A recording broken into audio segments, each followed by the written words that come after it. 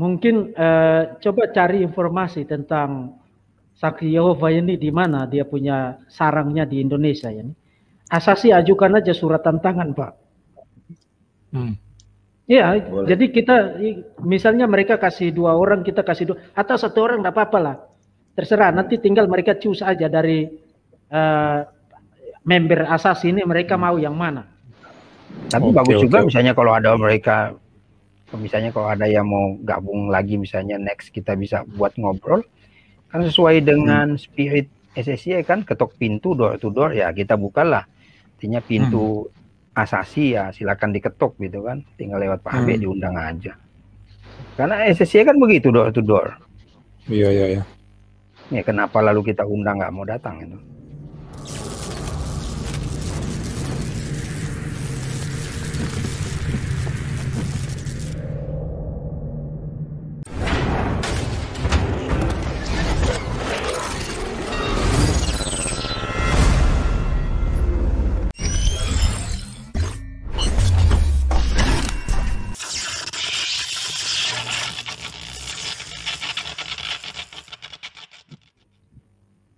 Pak Albert, Oke. saya nyela sedikit. Ya, silakan Pak.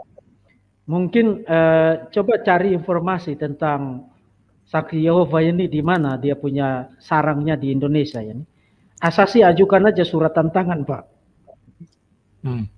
Ya, jadi kita misalnya mereka kasih 2 orang, kita kasih 2 atau 1 orang enggak apa-apa lah. Terserah, nanti tinggal mereka choose aja dari member asasi ini mereka mau yang mana. Iya kan? Karena apa namanya mereka ini kan oleh pemerintah kan dimasukkan ke dalam apa namanya naungan dari Dirjen Bimas Kristen. Ya. Mereka itu bukan Kristen. Ini harus jelas dulu. Kemarin kan ada yang nanya saya, apakah Bapak setuju Saksi Yehova dilegalkan di Indonesia? Saya bilang saya setuju. Tapi jangan masukkan ke dalam kategori Kristen. Suruh dia bikin agama baru aja. Dan setelah dia bikin agama baru, kita sita Alkitabnya karena dia pakai Alkitab kita. Saksi Yehova itu bukan Kristen. Jadi saya setuju dia dilegalkan, tapi dia tidak boleh ada di bawah naungan Bimas Kristen. Nah, supaya kita libas mereka, coba cari informasi, kita kirim surat tantangan lah, resmi lah dari asasi. Kita libas mereka aja. Oke, itu aja dulu lah.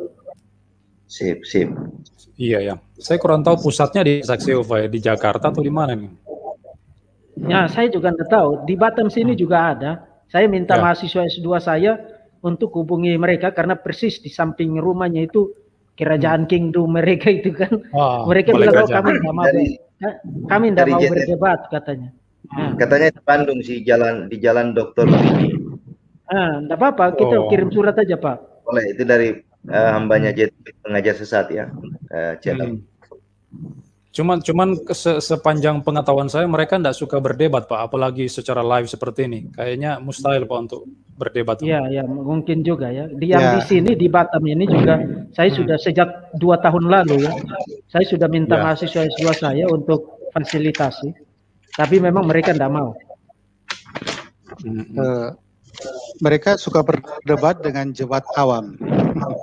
Ya, mereka suka berdebat dengan orang yang tidak ngerti apa-apa.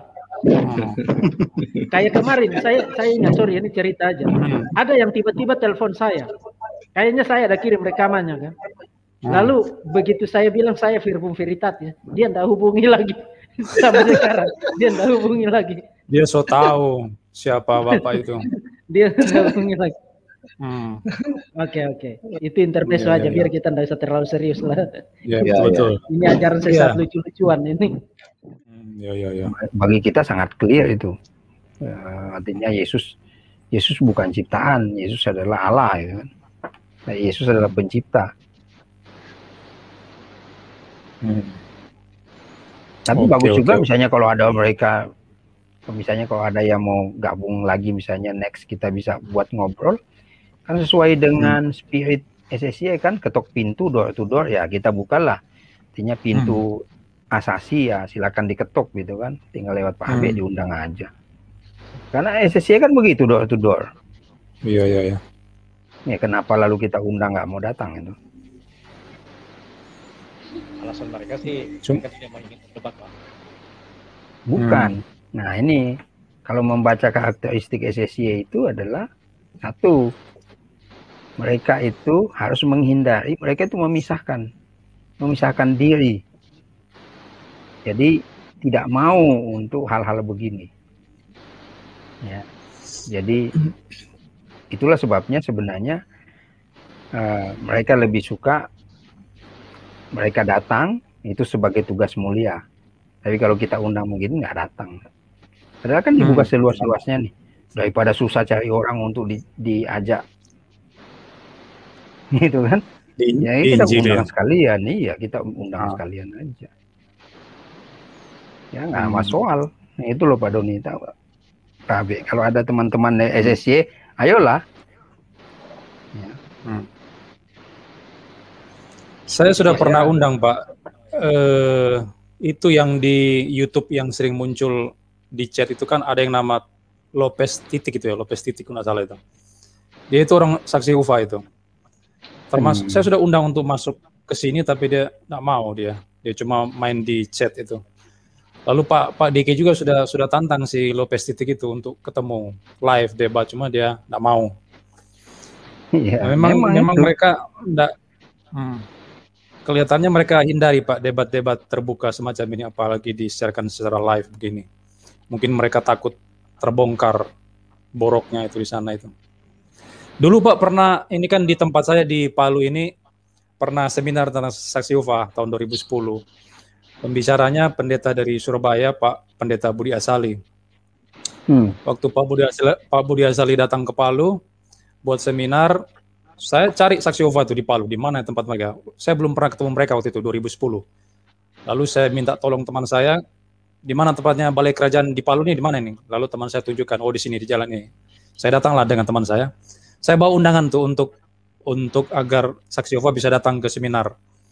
Nah mereka tidak datang di situ. Alasannya ya mereka tidak mau datang ke gereja katanya. Tidak mau datang ke gereja. Nah oke. Kalau tidak mau datang ke gereja ya sudah. Kita diskusi di tempat lain lah, tidak usah di gereja. Lalu saya sampaikan ke Pak Budi Asali, lalu Pak Budi bilang, oke, enggak usahlah di gereja. Suruh datang ke hotel. Jadi Pak Budi Asali nginep di hotel. Pak Budi suruh bilang ke saksi UFA, datang ke hotel, debat sama saya.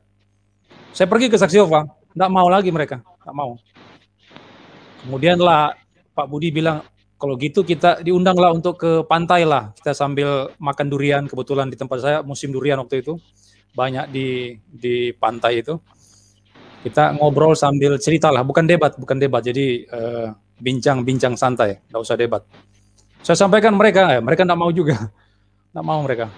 Apa mereka sudah dengar namanya Pak Budi Asali sebagai seorang apologet Kristen yang hebat, ataukah mereka atau nggak tahu alasan mereka apa tuh? Mereka nggak mau untuk debat. Mereka hanya mau ketemu ketika di dalam rumah. 1-2 orang, lalu mereka datang, biasanya mereka datang berdua itu. Waktu mereka ketemu saya, mereka datang berdua, penatua sama salah satu anggota jemaat mereka. Jadi anggota mereka ini rupanya dilatih untuk bisa berdiskusi dengan baik. Anggotanya mereka dimajukan duluan ini untuk diskusi dengan saya. Kalau dia kesulitan, baru penatuanya maju membantu. Jadi mereka sangat agresif dalam memberitakan Injil versi mereka itu.